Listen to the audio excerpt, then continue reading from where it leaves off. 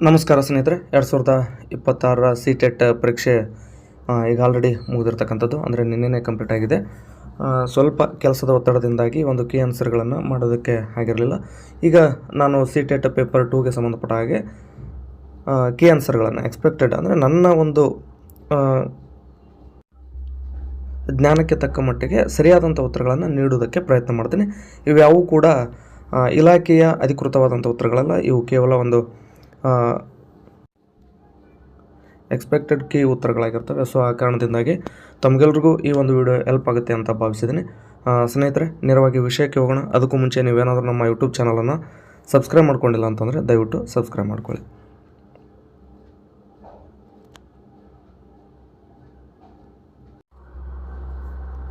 ಈ ಒಂದು ವಿಡಿಯೋದಲ್ಲಿ ನಾವು CDP ಅಂದರೆ ಚೈಲ್ಡ್ ಡೆವಲಪ್ಮೆಂಟ್ ಆ್ಯಂಡ್ ಪೆಡಗಾಗಿ ಏನಿದೆ ಇದಕ್ಕೆ ಸಂಬಂಧಪಟ್ಟ ಹಾಗೆ ಕೀ ಉತ್ತರಗಳನ್ನು ನೋಡ್ತಾ ಹೋಗೋಣ. ನೋಡಿ, ಇನ್ಕ್ಲೂಸಿವ್ ಅಂದರೆ ಸಮಗ್ರ ಒಂದು ತರಗತಿಯಲ್ಲಿ ಯಾವುದರಲ್ಲಿ ಹೊಂದಾಣಿಕೆಗಳನ್ನು ಮಾಡಿಕೊಳ್ಬೇಕು ಅಂತೇಳಿತ್ತು. ಇದಕ್ಕೆ ಸರಿಯಾದಂಥ ಉತ್ತರ ಆಪ್ಷನ್ 3 ಆಗುತ್ತೆ. ತಾವು ನಾನು ಇಲ್ಲೇನು ಮಾಡಿದ್ದೀನಿ ಅಂದರೆ 4 ಆಪ್ಷನ್ಗಳನ್ನು ನೀಡೋಕ್ಕೆ ಹೋಗಿಲ್ಲ. ಅಂದರೆ ಎಲ್ಲವನ್ನು ಓದ್ಕೊಂತ ಕೊಡೋದ್ರಿಂದ ಸುಮ್ಮನೆ ವಿಡಿಯೋ ದೊಡ್ಡದಾಗುತ್ತೆ. ವಿಷಯವನ್ನು ನೇರವಾಗಿ ನಿಮಗೆ ತಿಳಿಸೋಣ ಅನ್ನೋದಕ್ಕೋಸ್ಕರ ನಾನು ಇಷ್ಟೇ ವಿಷಯವನ್ನು ತೆಗೆದುಕೊಂಡಿದ್ದೀನಿ. ನೋಡಿ, ಇನ್ಕ್ಲೂಸಿವ್ ತರಗತಿ ಬಗ್ಗೆ ನಾನು ಒಂದು ಸೈಕಾಲಜಿ ಕ್ಲಾಸನ್ನು ಮಾಡಿದಾಗ ನಿಮಗೆ ಅದರಲ್ಲಿ ತಿಳಿಸ್ಕೊಟ್ಟಿದ್ದೆ. ಈಗ ಆ ಒಂದು ಇನ್ಕ್ಲೂಸಿವ್ ಬಗ್ಗೆನೇ, ಎಜುಕೇಷನ್ ಬಗ್ಗೆನೇ ಒಂದು ಪ್ರಶ್ನೆ ಬಂದಿರತಕ್ಕಂಥದ್ದು.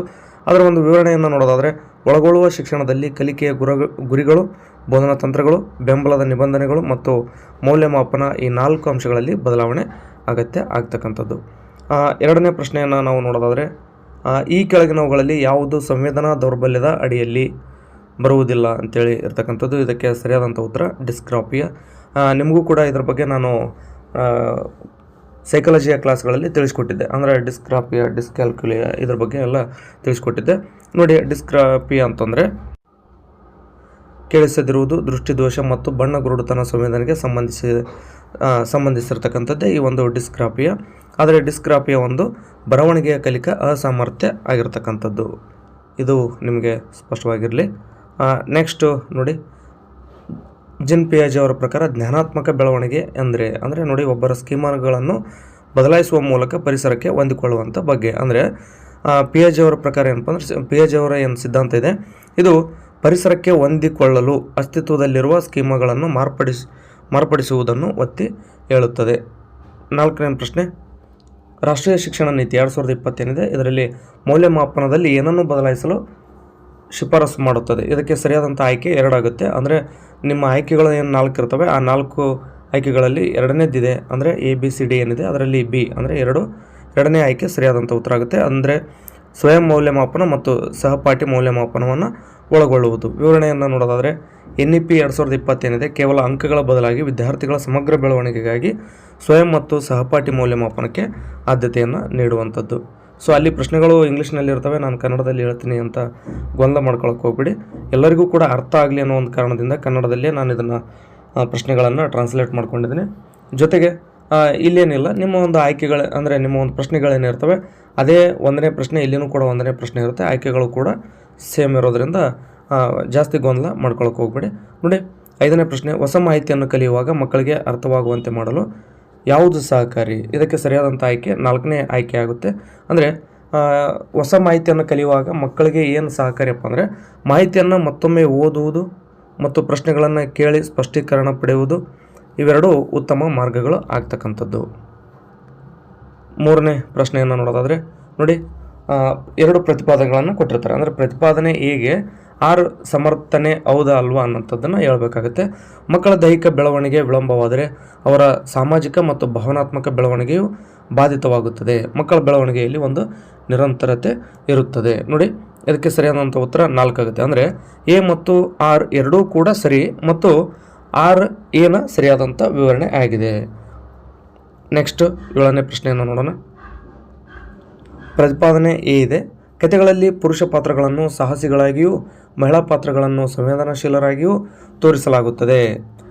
ಇದಕ್ಕೆ ಕಾರಣವನ್ನು ಕೊಟ್ಟಿದ್ದಾರೆ. ಶಾಲೆಗಳು ಜೈವಿಕ ಲಿಂಗ ಪಾತ್ರದ ಗುರುತನ್ನು ಪ್ರಭಾವಿಸುವ ಪ್ರಬಲ ಏಜೆಂಟ್ಗಳಾಗಿವೆ. ನೋಡಿ, ಸರಿಯಾದಂಥ ಉತ್ತರ ಆಯ್ಕೆ 4 ಆಗುತ್ತೆ. ಅಂದರೆ A ಮತ್ತು R ಎರಡೂ ಸರಿ ಮತ್ತು R ಏನಿದೆ ಅದು ಏನ ಸರಿಯಾದಂಥ ವಿವರಣೆ ಆಗಿರ್ತಕ್ಕಂಥದ್ದು. ನೋಡಿ, ಸಮಾಜ ಮತ್ತು ಶಾಲೆಗಳು ಲಿಂಗ ಮಾದರಿಗಳನ್ನು ಅಂದರೆ ರೂಪಿಸುವಲ್ಲಿ ಪ್ರಮುಖವಾದಂಥ ಪಾತ್ರಗಳನ್ನು ವಹಿಸ್ತವೆ.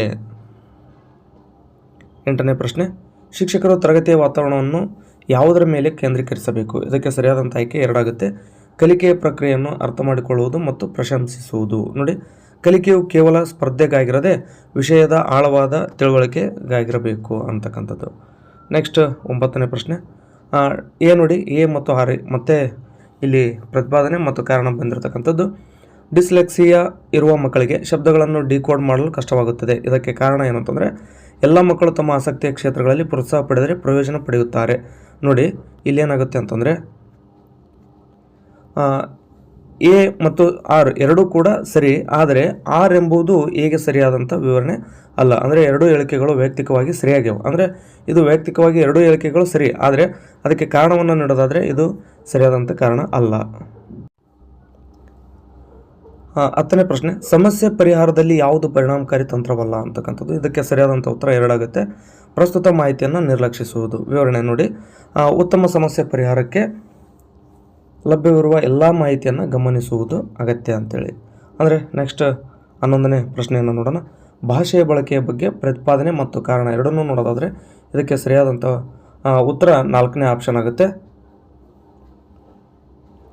Next Lawrence Kohlberg. ನೋಡಿ, ನಾವು ಕೋಲ್ಬರ್ಗ್ರ ಬಗ್ಗೆನೂ ಕೂಡ ಕ್ಲಾಸಲ್ಲಿ ನೋಡಿದ್ವಿ. ಇಲ್ಲಿ ಚಿಕ್ಕ ಮಕ್ಕಳ ನೈತಿಕ ತರ್ಕ ಯಾವುದರ ಸುತ್ತುತ್ತದೆ ಅಂದರೆ ಅಹಂಕಾರದ ನೈತಿಕತೆ ಅನ್ನೋದು. ಅಂದರೆ ಆರಂಭಿಕ ಹಂತದಲ್ಲಿ ಮಕ್ಕಳು ತಮ್ಮ ಸ್ವಂತ ಅಗತ್ಯಗಳ ಆಧಾರದ ಮೇಲೆ ಸರಿ ತಪ್ಪುಗಳನ್ನು ನಿರ್ಧರಿಸುತ್ತಾರೆ. ಆ ಕಾರಣದಿಂದಾಗಿ ಸರಿಯಾದಂಥ ಉತ್ತರ 4ನೇ ಆಪ್ಷನ್ ಆಗುತ್ತೆ. ಅಂದರೆ ಅಹಂಕಾರದ ನೈತಿಕತೆ ಅಂತಕ್ಕಂಥದ್ದು ಸರಿಯಾದ ಉತ್ತರ ಆಗುತ್ತೆ. ಕಲಿಕೆಯ ಬಗ್ಗೆ ಕೆಳಗಿನ ಯಾವ ಹೇಳಿಕೆ ಸರಿಯಲ್ಲ? ನೋಡಿ, ಸಾಮಾಜಿಕ ಸಂವಹನವು ಕಲಿಕೆಗೆ ಅಡ್ಡಿಪಡಿಸುತ್ತದೆ. ಅದಕ್ಕೆ ವಿವರಣೆ ನೋಡೋದಾದರೆ ವಾಸ್ತವವಾಗಿ ಸಾಮಾಜಿಕ ಸಂವಹನವು ಕಲಿಕೆಯನ್ನು ಸುಲಭಗೊಳಿಸುತ್ತದೆ. ನೋಡಿ, ಅಂದರೆ 4 ಆಯ್ಕೆಗಳಿದ್ದು ಅದರಲ್ಲಿ ಸರಿ ಅಲ್ಲದೇ ಇರುವುದು ಯಾವುದಂತೇಳಿ ಕೇಳಿದ್ರು. ನೆಕ್ಸ್ಟ್ ಭಾವನೆಗಳ ಬಗ್ಗೆ ನೋಡೋದಾದರೆ ಪ್ರತಿಪಾದನೆ ಎ ಮತ್ತು ಆರ್ ಎರಡನ್ನೂ ನೋಡೋದಾದರೆ ಉತ್ತರ 4ನೇದು ಇದಕ್ಕೆ ಸರಿಯಾಗುತ್ತೆ. ನೋಡಿ, ನೆಕ್ಸ್ಟ್ 15ನೇ ಪ್ರಶ್ನೆ, ರಚನಾತ್ಮಕ ಸಿದ್ಧಾಂತವಾದಿಗಳ ಪ್ರಕಾರ ನೋಡಿ ಮಕ್ಕಳು ಪ್ರಪಂಚವನ್ನು ಅರ್ಥ ಮಾಡಿಕೊಳ್ಳುವ ಸ್ವಾಭಾವಿಕ ಪ್ರವೃತ್ತಿಯನ್ನು ಹೊಂದಿರ್ತಾರೆ. ನೆಕ್ಸ್ಟ್ 16ನೇ ಪ್ರಶ್ನೆ, ಪರಿಣಾಮಕಾರಿ ಸಮಸ್ಯೆ ಪರಿಹಾರಕ್ಕಾಗಿ ಸಾಮಾನ್ಯವಾಗಿ ಬಳಸುವ 2 ತಂತ್ರಗಳು ಅಂತೇಳಿದೆ. ಇದಕ್ಕೆ ಸರಿಯಾದಂಥ ಉತ್ತರ 4ನೇ ಆಪ್ಷನ್ ಆಗುತ್ತೆ. ಇದ್ರ ಬಗ್ಗೆನೂ ಕೂಡ ನಾವು ಕ್ಲಾಸಲ್ಲಿ ಚರ್ಚೆ ಮಾಡಿದ್ವಿ. ಅಂದರೆ ಹ್ಯೂರಿಸ್ಟಿಕ್ಸ್ ಮತ್ತು ಅಲ್ಗಾರಿದಮ್ಗಳ ಬಗ್ಗೆನೂ ಕೂಡ ಚರ್ಚೆಯನ್ನು ಮಾಡಿದ್ವಿ. ನೆಕ್ಸ್ಟ್ ವೈವಿಧ್ಯತೆ ಮತ್ತು ಒಳಗೊಳ್ಳುವಿಕೆಯ ಬಗ್ಗೆ ಪ್ರತಿಪಾದನೆ ಮತ್ತು ಕಾರಣವನ್ನು ನೋಡೋದಾದರೆ ಅದಕ್ಕೆ ಸರಿಯಾದಂಥ ಉತ್ತರ ಆಯ್ಕೆ 2 ಆಗುತ್ತೆ. ನೆಕ್ಸ್ಟ್ ಹದಿಹರೆಯದಲ್ಲಿ ಲೈಂಗಿಕ ಪಕ್ವತೆಗೆ ಮುಂಚಿತವಾಗಿ ಎತ್ತರ ಮತ್ತು ತೂಕದಲ್ಲಿ ಕಂಡುಬರುವ ವೇಗದ ಹೆಚ್ಚಳವನ್ನು ಏನಂತ ಕರಿತೀವಿ ಅಂತಂದರೆ ಬೆಳವಣಿಗೆಯ ಉಲ್ಬಣ ಅಂತೇಳಿ ಕರಿತೀವಿ. 19ನೇ ಪ್ರಶ್ನೆಯನ್ನು ನೋಡೋದಾದರೆ ವಿದ್ಯಾರ್ಥಿಗಳು ಕಲಿಯಲು ಹೆಚ್ಚು ಪ್ರೇರೇಪಿತರಾಗುವ ಪರಿಸರ ಯಾವುದು ಅಂತೇಳಿದೆ.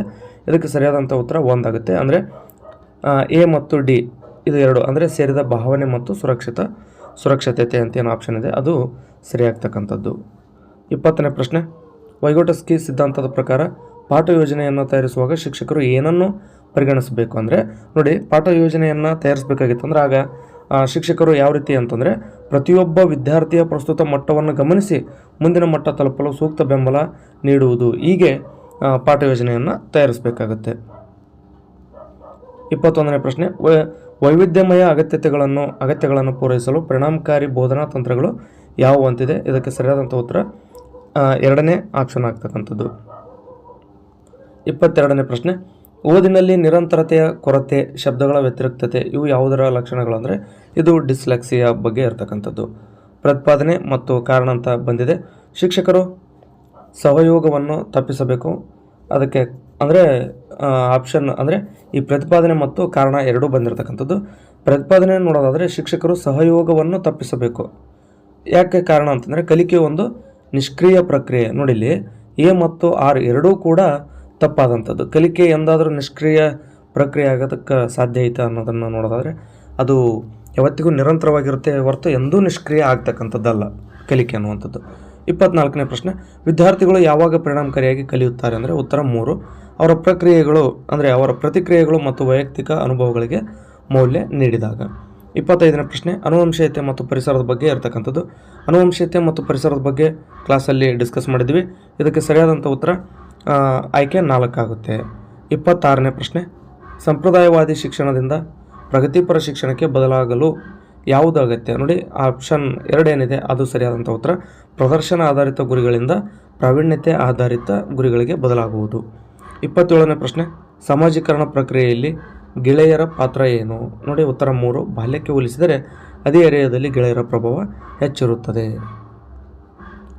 ಕಲಿಕೆಯ ರಚನಾತ್ಮಕ ವಿಧಾನದ ಪ್ರಕಾರ ಕಲಿಕೆ ಯಾವಾಗ ಸುಲಭವಾಗುತ್ತದೆ? ಉತ್ತರ 4. ಚಟುವಟಿಕೆಗಳು ಸಂವಾದಾತ್ಮಕ ಮತ್ತು ಸಹಯೋಗದೊಂದಿಗೆ ಇದ್ದಾಗ.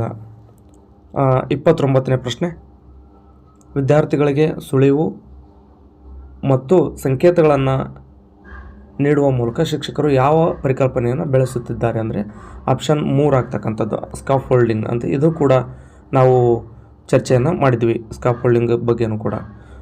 CDPಯ ಕೊನೆಯ ಪ್ರಶ್ನೆ ಯಾವುದಪ್ಪ ಅಂತಂದರೆ ಅದು ಮಕ್ಕಳು ಹೈಪೋಥಿಸಿಸ್ ನೋಡಿ ಪರಿಕಲ್ಪನೆ ಬಗ್ಗೆ ಯೋಚಿಸಿ ಪರೀಕ್ಷೆ ಬರೆಯುವ ಹಂತ ತಲುಪಿದಾಗ ಪಿಯಾಜೆಟ್ ಪ್ರಕಾರ ಅದು ಯಾವ ಹಂತ ಅಂತಂದರೆ ಅದಕ್ಕೆ ಸರಿಯಾದಂಥ ಉತ್ತರ 3 ಆಗುತ್ತೆ, ಔಪಚಾರಿಕ ಕಾರ್ಯಾಚರಣೆಗಳ ಹಂತ. ಸೊ ಇದಿಷ್ಟು ಸೈಕಾಲಜಿಗೆ ಸಂಬಂಧಪಟ್ಟಂಥದ್ದು. ಈಗ ನೆಕ್ಸ್ಟು ಸಮಾಜ ವಿಜ್ಞಾನದ್ದು ಕನ್ನಡ, ಇಂಗ್ಲೀಷು ಇವುಗಳನ್ನು ಕೂಡ ನೆಕ್ಸ್ಟ್ ವಿಡಿಯೋದಲ್ಲಿ ಅಪ್ಲೋಡ್ ಮಾಡ್ತೀನಿ ಅಂತ ಹೇಳ್ತಾ ಈ ಒಂದು ವಿಡಿಯೋನ ನೋಡಿದ್ದಕ್ಕಾಗಿ ತಮ್ಮೆಲ್ಲರಿಗೂ ಧನ್ಯವಾದ.